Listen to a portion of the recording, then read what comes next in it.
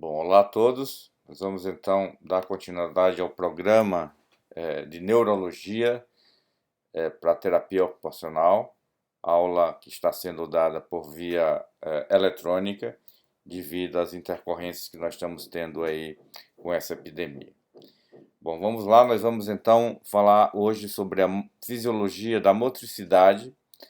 A motricidade, essa aula é importante porque vai nos permitir uma melhor compreensão das aulas subsequentes que vocês vão ter quando nós estivermos falando das clínicas e das doenças específicas. Então, é necessário uma compreensão mais básica da fisiologia do movimento para que essas outras aulas sejam melhor compreendidas, né? Então, o efetor esquelético, em última análise, é que efetua o ato motor. O que eu chamo de efetor esquelético? Um conjunto constituído por músculos, articulações e ossos, né? Então, o movimento da articulação causado pelo encurtamento do músculo é que vai ocasionar, em última análise, o ato motor. Aí, por que é necessário a realização do ato motor, da contração muscular? Porque é através do ato motor, da contração muscular, que nós vamos ter as nossas competências motoras estabelecidas. Então, o sistema motor é responsável pelo equilíbrio e pela postura. Então, para que nós nos mantenhamos equilibrados, é necessário uma contração tônica dos nossos músculos da coluna, do tórax, do abdômen, dos membros inferiores. E também para manter o equilíbrio é fundamental a interação de todos os músculos de forma harmônica. O sistema motor, é claro, é responsável pela força muscular, né? Para a realização do ato motor é necessário força, é necessário movimento. Também é responsável pela velocidade do movimento, as contrações musculares, e, em última análise, pela destreza ou pela qualidade com que aquele movimento ele é realizado. Então, seriam essas as principais competências do sistema motor, do sistema músculo-esquelético: manter equilíbrio e postura, providenciar força para o movimento, velocidade para o movimento e habilidade para desenvolver algumas tarefas em que a destreza é necessária. Muitas dessas tarefas envolvem atividades profissionais, mas também envolvem atividades do dia a dia. Então, para que se entenda como o movimento ocorre, é necessário entender que os músculos eles vão efetuar movimentos relativos de um osso em relação ao outro, e esses ossos eles são conectados por articulações. Portanto, uma contração do músculo vai permitir um encurtamento desse músculo e um movimento relativo de um osso em relação ao outro, movimentando uma articulação, flexionando, estendendo um determinado segmento muscular.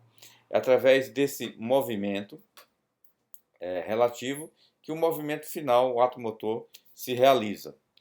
É importante frisar aqui que, observem, nós vamos ter um músculo que executa o movimento, um músculo que encurta, mas nós vamos ter um músculo aqui que é necessário que relaxe para que o movimento se dê. Se os dois músculos se ativarem ao mesmo tempo, o músculo que efetua o movimento e o músculo que se opõe ao movimento, a resultante é zero e o movimento não se dá, tá? Então, para esse músculo que efetua o movimento, eu dou o nome de agonista, ou que ativa o movimento, e para o músculo que está se opondo ao movimento, nós chamamos de antagonista, tá? Então, por exemplo, se eu vou fazer a flexão do braço, suponha que isso aqui é o braço, isso aqui é o antebraço, e aqui seria a mão, né? Hipoteticamente. Então, eu teria como agonista para a flexão do antebraço sobre o braço o músculo bíceps, e para esse exemplo eu teria como antagonista o músculo tríceps. Tá? Então, um exemplo de um movimento em que é necessário que haja ativação do agonista e a inativação do antagonista para que aquele movimento ocorra. Adicionalmente, nós temos que reconhecer a presença de um terceiro tipo muscular chamado sinergista, que é aquele músculo que coparticipa no movimento, embora não esteja diretamente relacionado à execução do movimento. São músculos que permitem estabilidade ao segmento corporal para que o movimento ocorra. Então, são músculos, por exemplo, que no exemplo que eu dei da flexão do braço sobre o antebraço, do antebraço sobre o braço, os músculos do ombro exercem uma função de sinergista, já que eles mantêm a articulação do ombro fixa e permitem uma ativação mais eficiente e mais significativa do músculo bíceps, no exemplo dado. Então, reconheçam sempre no movimento que músculo executa o movimento, que é chamado agonista, que músculo se opõe a esse movimento, que nós chamamos de antagonista, e um terceiro grupo funcional de músculos que participam ajudando o movimento final a ocorrer de forma efetiva, que são chamados sinergistas. Então, o movimento em si, ele pode ser classificado como fásico, é aquele movimento voluntário que nós fazemos ao escrever, ao vestir uma roupa, ao levar um copo à boca para beber água, enfim, é um movimento que nós decidimos fazer, um movimento voluntário. Existe aquele movimento tônico, que é a contração tônica, né, que é responsável pela postura. Então nós temos músculos que estão, na maior parte das vezes, contraídos para manter a postura, quando nós estamos em pé, sentado, etc. E temos um movimento rítmico, que é relacionado à marcha, ou seja, o movimento ocorre sem que nós darmos conta voluntariamente, né, porque se dá de forma involuntária, mas de forma rítmica a permitir que a marcha seja efetiva. Então, em relação a essa classificação, nós temos 3 tipos: fásico, tônico e rítmico, e aqui cada uma das situações em que essas contrações musculares ocorrem, né? Marcha para o movimento rítmico, a manutenção da postura para o movimento tônico, para a contração tônica, e para a contração fásica, aquele movimento voluntário propriamente dito. Tá? Existem alguns pontos que nós temos que classificar e falar agora, para que vocês entendam depois um pouco mais da fisiologia do movimento, que é a motricidade voluntária, como eu falei, aquela motricidade planejada que ela começa nos centros corticais do movimento, nós vamos falar depois disso, e que permitem que nós executemos atos planejados. A motricidade ela pode ser passiva, isso vocês viram na aula de exame neurológico, em que nós podemos testar o tônus muscular movimentando passivamente as articulações, né, para ver se o paciente apresenta uma hipertonia, uma espasticidade ou não, se o tônus está relaxado, se o tônus está contraído. A motricidade automática ela é relacionada aos reflexos. Os reflexos podem ser reflexos tendinosos, né, conforme vocês já viram na aula. E uma forma também de testar a motricidade é um reflexo cutâneo plantar, depois que não é propriamente um automático, mas vocês podem ver chamado sinal de Babinski, como nós vamos ver depois. E a motricidade involuntária, que são movimentos que ocorrem de forma involuntária, sem a vontade, sem a participação ativa do sujeito, e sempre referem-se a uma disfunção, a uma doença. Por exemplo, o tremor da doença de Parkinson, ou um tremor cerebelar, uma doença do cerebelo, é um exemplo da motricidade involuntária refletindo uma disfunção. Tá? Nós vamos desenvolver um pouco mais esses conceitos nos próximos slides. É importante reconhecer também que o sistema motor ele está organizado de forma hierárquica, né? Nós vimos na aula de anatomia que existem áreas cerebrais que são responsáveis primariamente pelo controle do movimento motor. Então, na motricidade voluntária, tudo começa com a nossa vontade, com o nosso planejamento, com a nossa planejamento de executar o ato motor voluntário. Então, essa vontade, esse planejamento se dá nas áreas motoras acessórias aqui no lobo frontal, e depois sinais são enviados à área motora primária, aqui no lobo frontal, né? antes do sulco central do cérebro, na área pré-central do lobo frontal. E para que o ato motor ocorra de forma como nós pensamos, é necessário feedbacks, né? Retroalimentações, integrações sensoriais que nos permitam perceber como está o tônus muscular nos músculos que vão ser movimentados. Aquela relação de agonista-antagonista também tem que se dar. E para que isso ocorra, é necessário uma integração sensorial, né, com a sensibilidade profunda, e também integração com outros centros do cérebro, que é o sistema justapiramidal, que nós vamos falar depois, com o cerebelo e com os gânglios da base. Os aferentes sensoriais se referem principalmente aos aferentes às informações que são carreadas através de vias que levam à sensibilidade profunda, tá? Então é possível entender a orientação espacial de um segmento corporal em relação ao outro e assim o ato motor possa ser feito de forma mais consistente. Então, em resumo, existe uma hierarquia cerebral para a realização do movimento, começando com planejamento, depois com execução através do córtex motor, mas para que isso ocorra é necessário várias integrações, inclusive com sistemas profundos, com informações do cerebelo, do gânglios da base e também com o chamado sistema justapiramidal, que é um sistema também motor e que controla principalmente, está relacionado principalmente ao controle do tônus muscular, conforme nós vamos ver. Então o ato motor ele não ocorre sozinho, ele ocorre integralizado com outras áreas do sistema nervoso central que vão modulando e aperfeiçoando o ato motor para que ele tenha um resultado final desejado. Bom, então a origem do comando motor se dá no córtex cerebral, como nós vimos, na área motora primária e suplementar, né? Aqui essa área motora primária está representada em vermelho. A área sensitiva está logo atrás, né? A área em azul, mas a área motora é essa em vermelho. E conforme nós falamos na aula de anatomia, existe uma somatotopia, né, no córtex motor, onde nós temos áreas relacionadas ao movimento do pé, na parte mais de dentro, mais medial do cérebro, e aqui a perna, etc.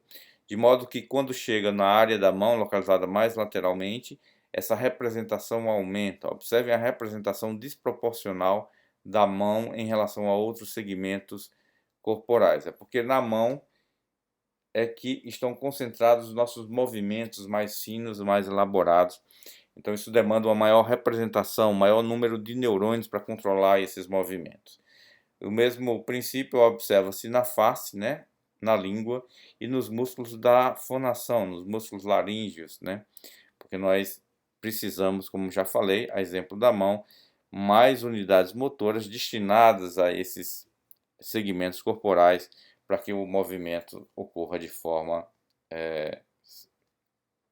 consistente. Ok? Então, conforme nós já falamos na aula de anatomia, esses impulsos eles são carreados através dos tráticos córticos espinhais e córticos bulbares, né? O trático córtico espinhal acaba no bulbo, então ele vem, passa aqui, acaba no tronco cerebral, e à medida que ele vai percorrendo o tronco cerebral, ele vai saindo no mesencéfalo, ponte e bulbo, e ele cruza aqui para o outro lado, né? Esses músculos aqui que saem, esses impulsos que saem vão inervar músculos da face, da língua, da mastigação, do movimento ocular, etc. Então, o trático córtico bulbar, como o próprio nome diz, já cruza no bulbo e passa para o outro lado para inervar os músculos da face, como eu falei. Incluindo aí a mastigação, a deglutição, a fonação e tudo mais. Os outros músculos, os músculos do movimento voluntário propriamente dito, eles cruzam, conforme nós já falamos, no bulbo, na chamada decussação das pirâmides. Então, os impulsos que se originam do lado direito vão inervar o lado esquerdo do corpo. Uma pequena porção não cruza e segue do mesmo lado, né? Mas 90% das fibras cruzam aqui na chamada decussação das pirâmides do bulbo, conforme nós já vimos antes. O que isso quer dizer? Quer dizer que se o paciente tiver uma lesão cerebral, como por exemplo um AVC do lado direito, o que vai acontecer são sintomas relacionados à metade esquerda do corpo, tá? Porque existe esse cruzamento das fibras motoras. O que distingue o trato córtico bulbar e o córtico espinhal é que no córtico bulbar há um cruzamento no bulbo e no córtico espinhal, perdão, no córtico bulbar existe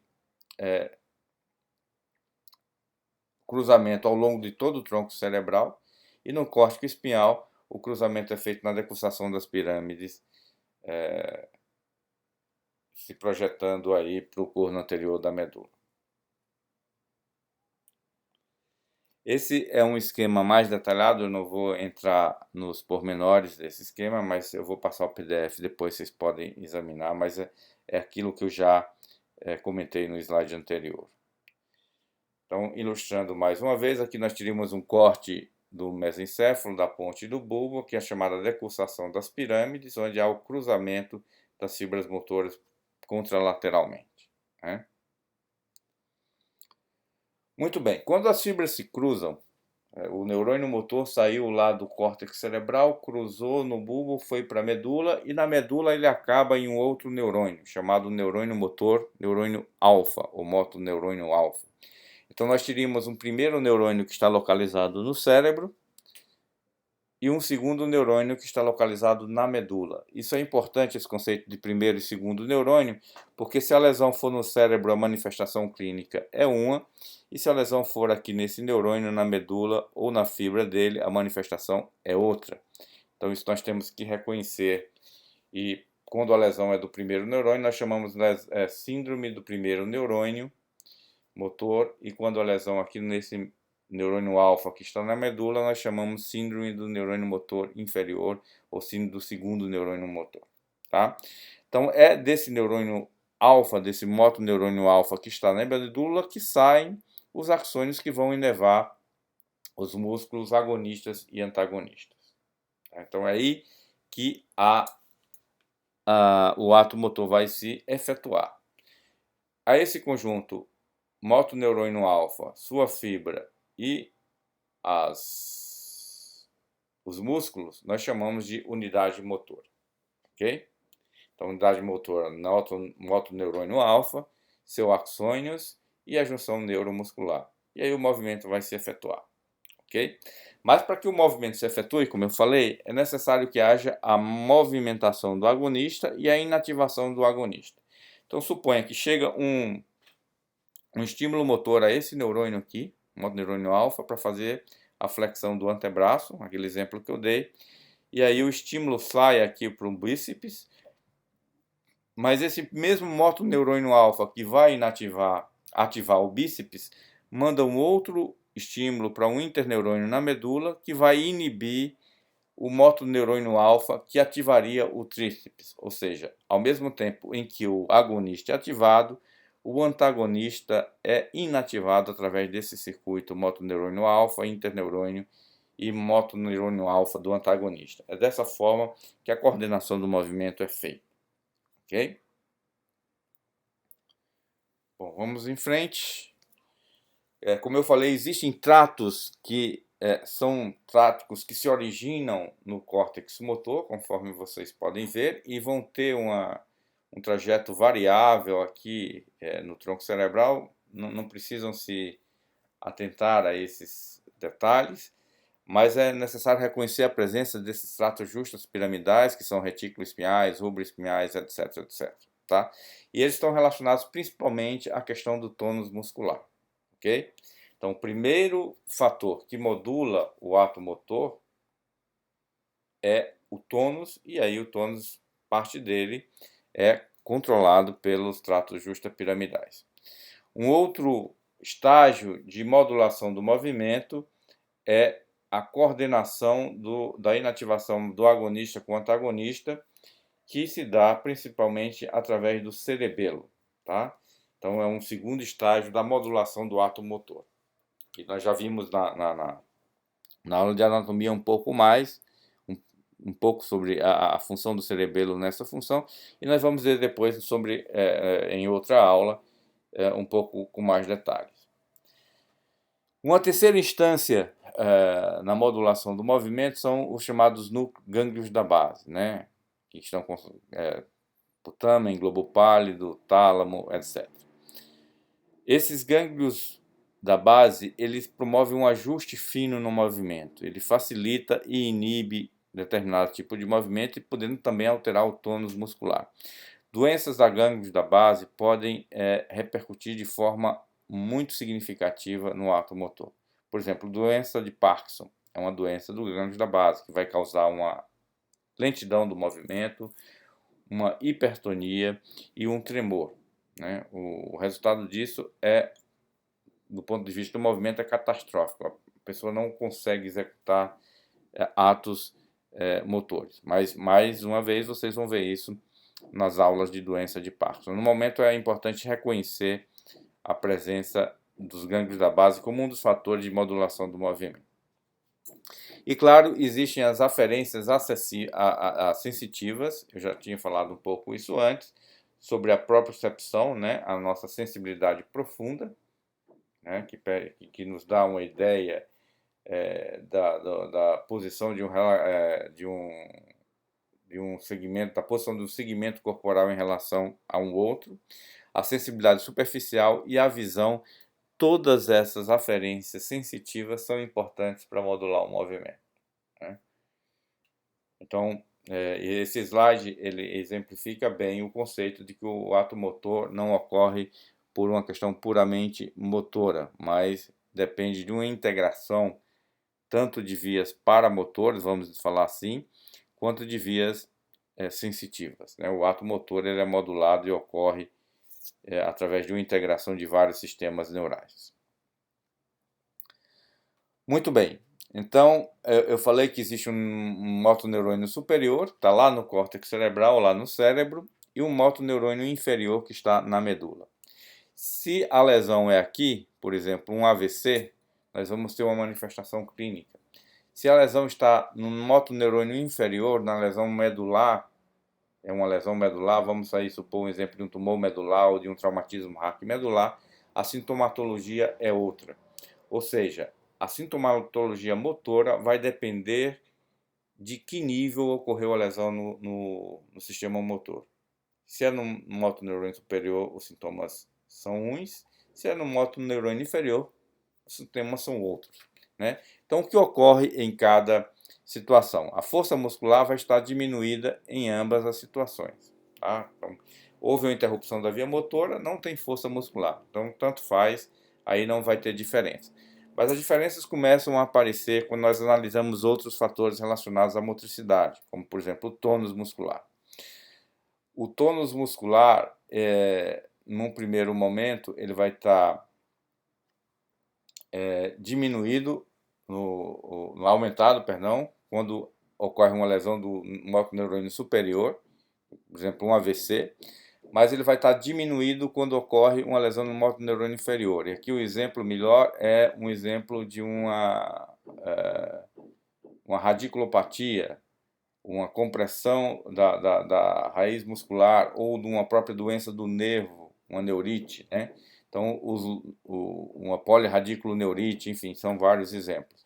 Então, o motoneurônio inferior, ele não vai estar ativando o músculo, e aí o que acontece é que o tônus diminui. E por que o tônus está aumentado no motoneurônio, na lesão do motoneurônio superior?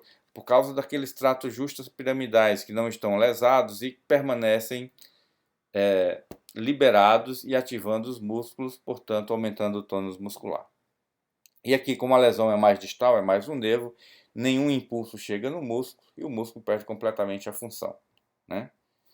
Os reflexos, pelas mesmas razões, vão estar aumentados na síndrome motoneurônio superior e diminuídos ou abolidos na síndrome do motoneurônio inferior, né? O trofismo muscular, a atrofia muscular é muito mais importante, muito mais precoce na síndrome do motoneurônio inferior, tá? E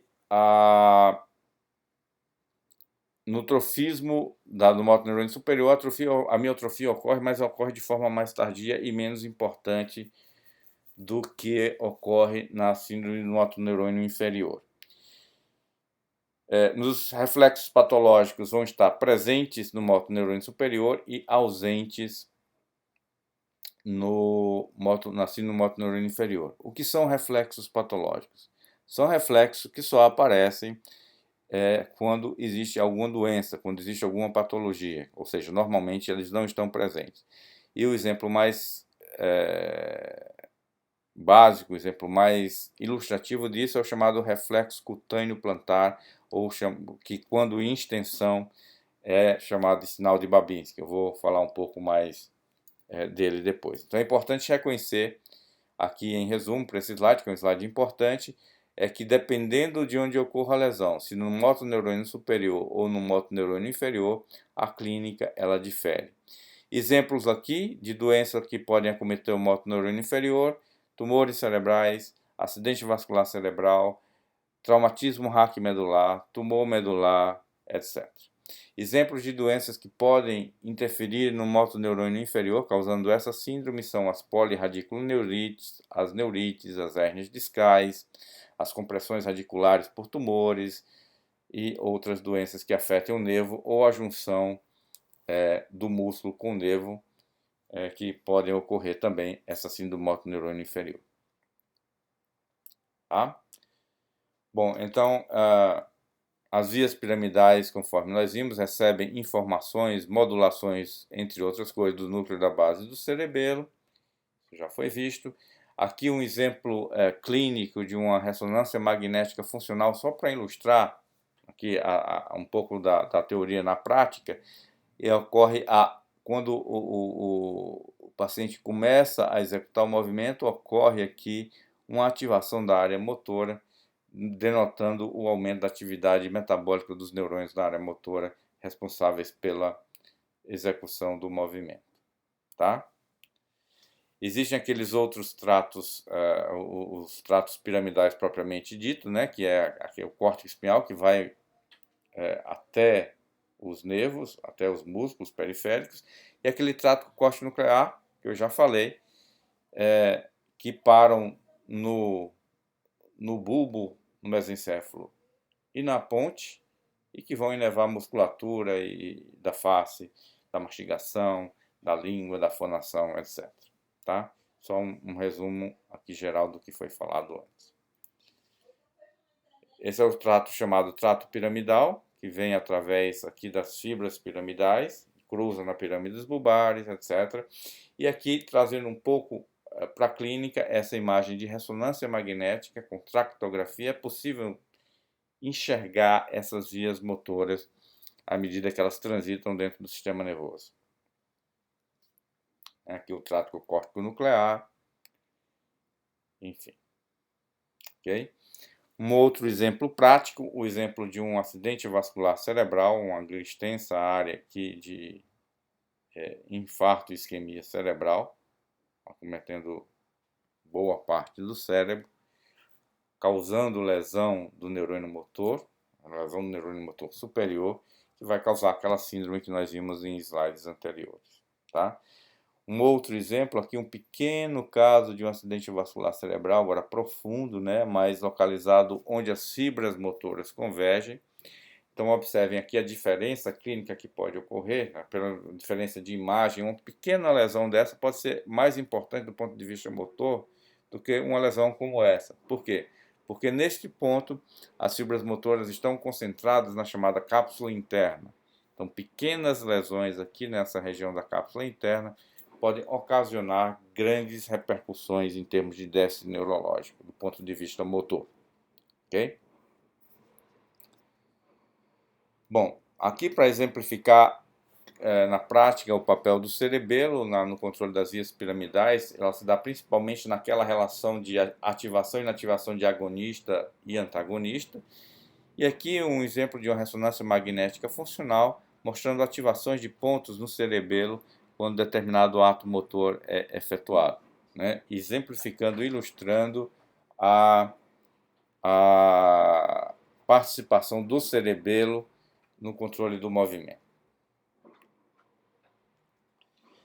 Então, eu não vou falar aqui daqueles circuitos, nós já falamos isso, o palio-cerebelo, arco-cerebelo, neo-cerebelo, nós vamos ver também isso depois, mais detalhadamente, quando estivermos falando do cerebelo propriamente. Nós já vimos isso na aula de anatomia, eu não vou repetir aqui, mas é importante vocês manterem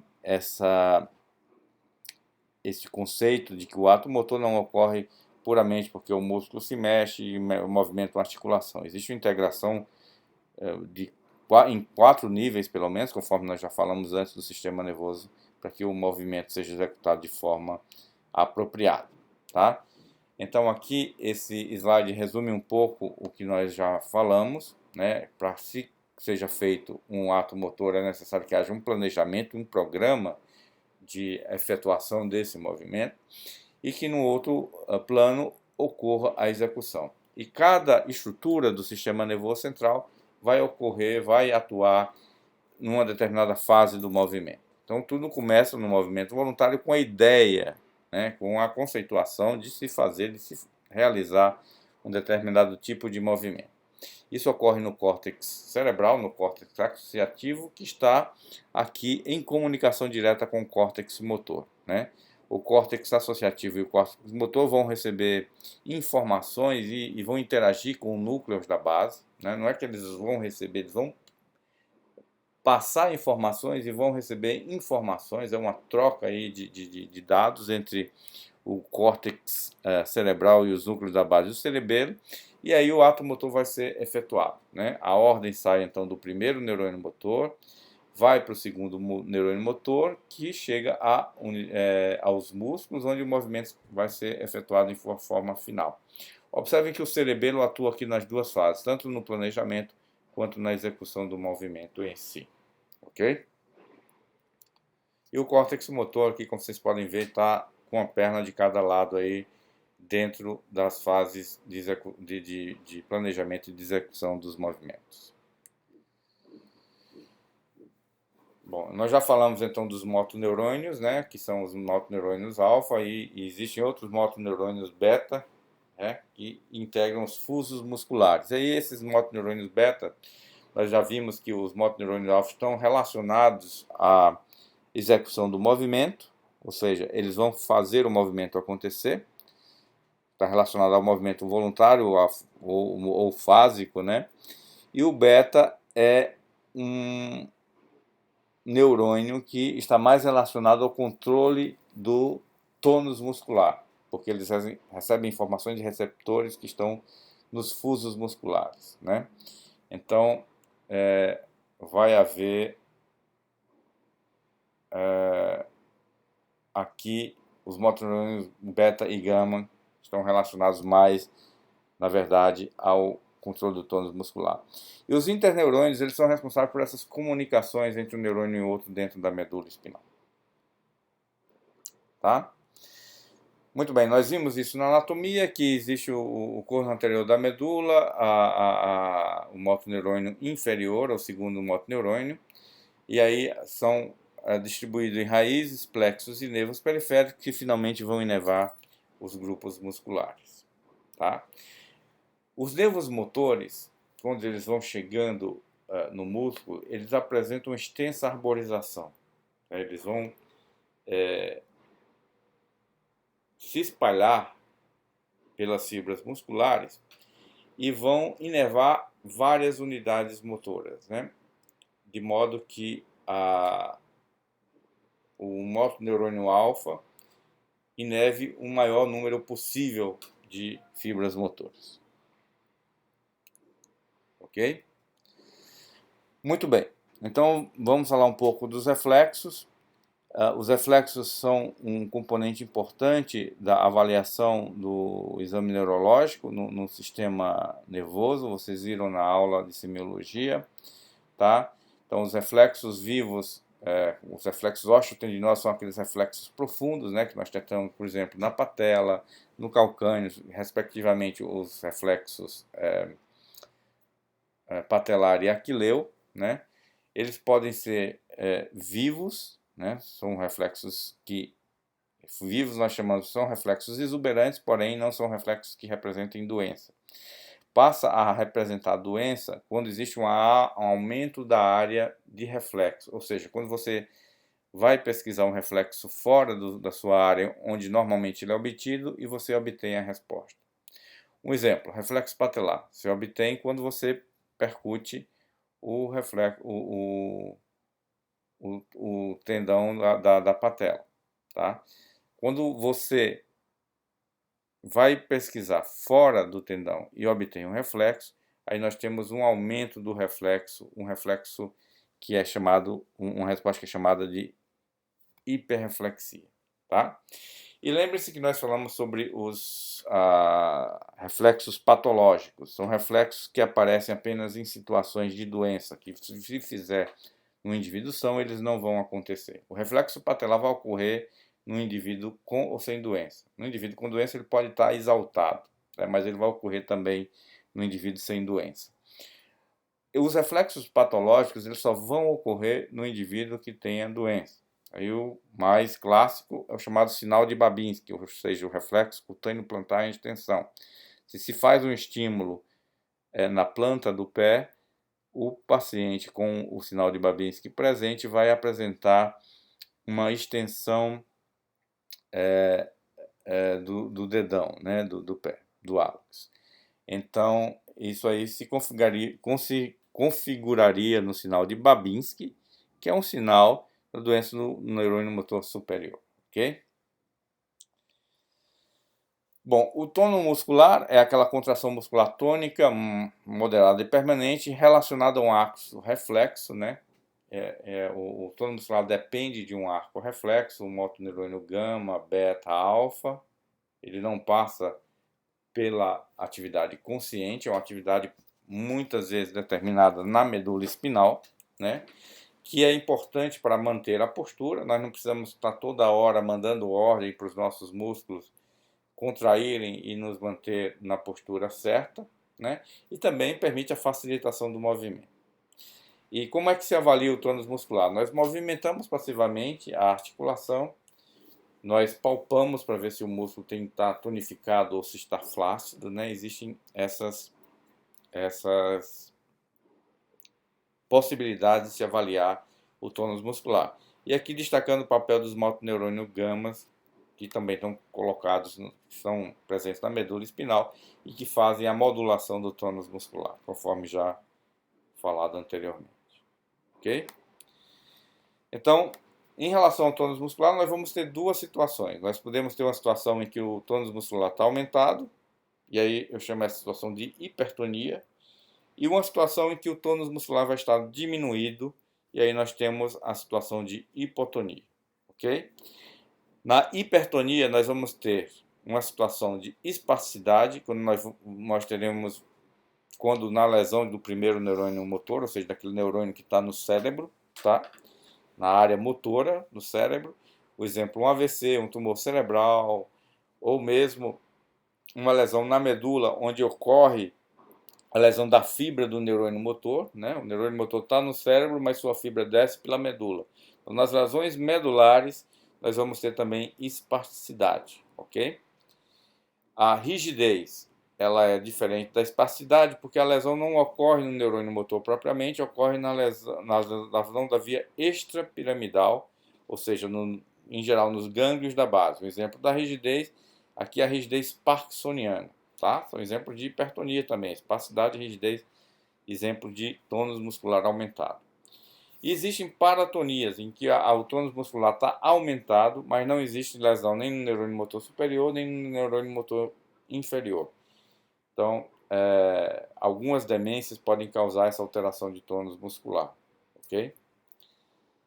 E a hipotonia. A hipotonia, como o próprio nome diz, é a falta de tônus muscular, ocorre em lesão do segundo neurônio, como eu já falei nas doenças da raiz, como uma radiculoneurite, uma compressão da raiz por uma hérnia de disco, por exemplo, pode ocorrer numa neurite, numa inflamação do nervo, ok? E pode ocorrer também em situações aqui onde há doença muscular, nas miopatias, conforme vocês vão ver nas aulas de miopatia, né?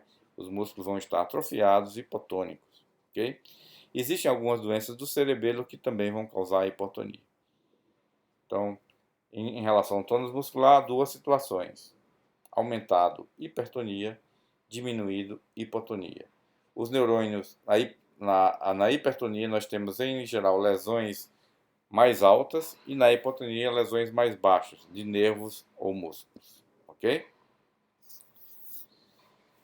Bom, em relação à força muscular, é necessário distinguir padrões onde essa força muscular é acometida. Por exemplo, quando eu falo paresia, eu falo da diminuição da força muscular em membros, músculos ou grupos musculares. Por exemplo, se o paciente tem um AVC e apresenta a diminuição de uma força, da força num braço, eu chamo paresia braquial, tá?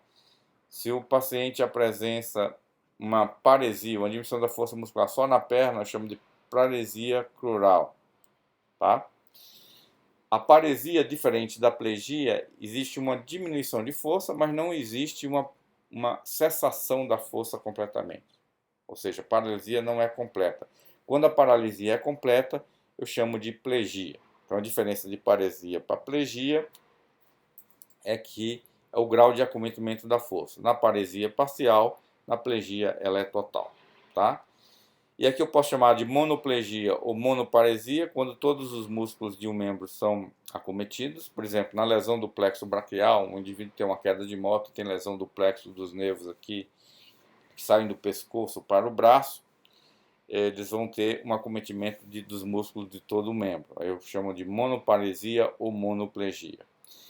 Hemiplegia é quando toda a metade de um corpo está acometido, no caso do AVC, né, da lesão da via piramidal contralateral, como eu falei antes.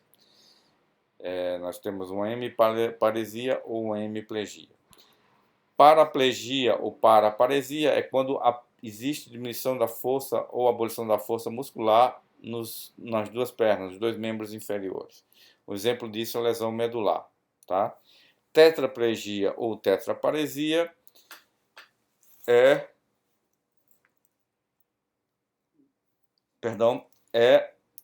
ocorre quando a força muscular está comprometida nos quatro membros, tá? Lesão medular ou lesão bilateral do trato piramidal, que é mais raro, tá? Lesão medular é responsável pela maior parte dos casos de tetraparesia ou tetraplegia. E a diplegia é como se fosse uma hemiplegia dupla, né?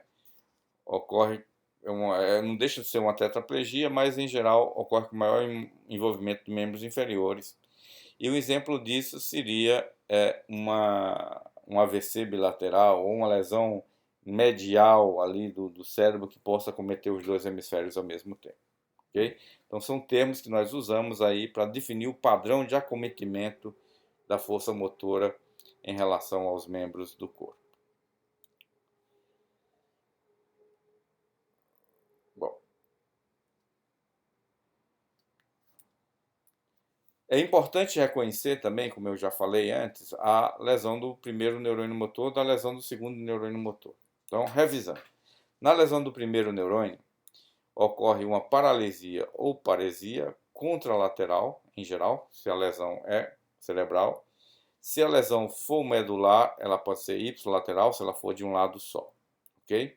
Vai ocorrer uma hipertonia, porque a lesão é do primeiro neurônio motor, aqueles tratos justos piramidais vão estar liberados, vão aumentar o tônus muscular. Mas no caso de um paciente, por exemplo, que sofreu um acidente e teve uma lesão raquimedular, uma lesão da medula, essa hipertonia ela vai se manifestar depois, porque numa fase inicial ocorre o chamado choque medular. Então o paciente apresenta uma paralisia flácida. E ao longo dos dias vai se estabelecendo a espasticidade clássica. Okay? Pela mesma razão, há uma hiperreflexia, vão aparecer os reflexos patológicos, aí o reflexo de Babinski principalmente. Okay? Uma atrofia muscular pode ocorrer por desuso, mas é muito diferente da atrofia que se estabelece após a lesão do segundo neurônio. É uma paralisia muito marcante, a paralisia do segundo neurônio motor. E não existem fasciculações nessa síndrome. As fasciculações são pequenos movimentos reptiformes de grupos musculares, tá? Elas podem ser vistas como podem ser interpretadas assim prosaicamente como se fossem pequenos minhoquinhas andando ali por dentro do músculo, fazendo esses movimentos reptiformes. Na lesão do segundo neurônio motor, vai ocorrer paralisia e paralisia. A paralisia ela é comum aos dois, né, as duas síndromes, mas vai ocorrer diminuição do tônus muscular, porque é o músculo ou o nervo que está cometido. Não, os reflexos vão estar diminuídos ou ausentes, porque a função muscular está comprometida, ou a função do nervo que faz o arco reflexo está comprometido. Vai haver uma intensa atrofia muscular, seja porque a lesão é muscular, seja porque a lesão é neural, do nervo que vai diretamente no músculo. O nervo que inerva diretamente o músculo, além dele propiciar o movimento, ele carrega substâncias que vão propiciar o trofismo muscular. E se essas substâncias não conseguem chegar no músculo, a atrofia é mais acentuada.